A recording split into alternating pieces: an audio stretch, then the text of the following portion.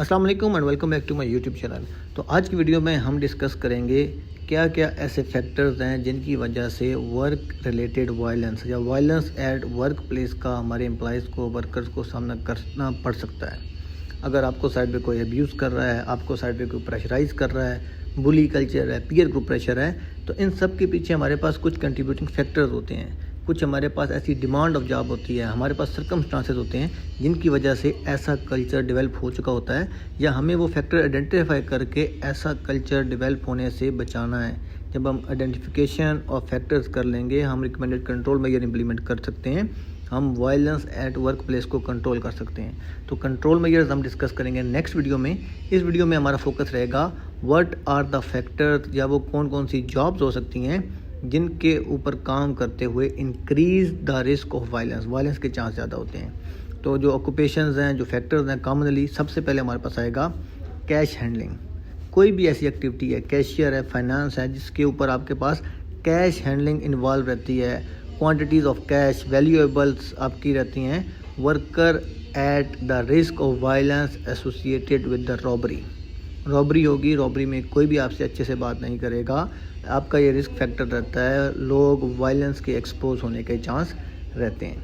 Next हमारे पास बात करें लोन वर्कर्स। कोई भी अकेला आदमी कुछ भी सर्विस प्रोवाइड करने किसी भी एरिया में जाएगा, कस्टमर से, अपने जो क्लाइंट्स हैं उनसे किसी भी किस्म की वायलेंस का सामना करना पड़ सकता है। Depends on their mood, depends on their nature, depends on their gender, उसको किसी भी तरह के सर्कमस्टांसेस का सामना करना पड़ सकता है।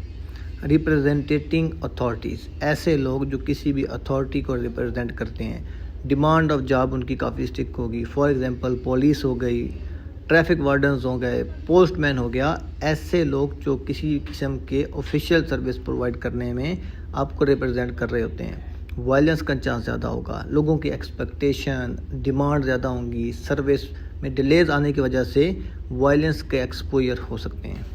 वेयरिंग अ यूनिफॉर्म, अगर आप किसी भी ब्रांड, कंपनी, किसी अथॉरिटी के यूनिफॉर्म पहन के सर्विस प्रोवाइड कर रहे हैं, तो हो सकता है आपका बिहेवियर काफ़ी अच्छा हो, आप अच्छी सर्विस प्रोवाइड कर रहे हो, आपका नेचर ऑफ जॉब, लेकिन अगर आपकी कंपनी का कोई भी आदमी, कोई एम्प्लॉयज़ या किसी भी तरह से कोई आदमी आपकी कंपनी से इफेक्ट हुआ है, जिसका आपने यूनिफॉर्म पहना है, उस अथॉरिटी से इफेक्ट हुआ है, तो बाय नेचर आपको लेकर भी उसके अंदर एग्रेशन रहेगा, आपको भी उसकी वायलेंस का सामना करना पड़ सकता है। नेक्स्ट जो ऑक्यूपेशन हमारे पास आता है वो आता है dealing with people under stress.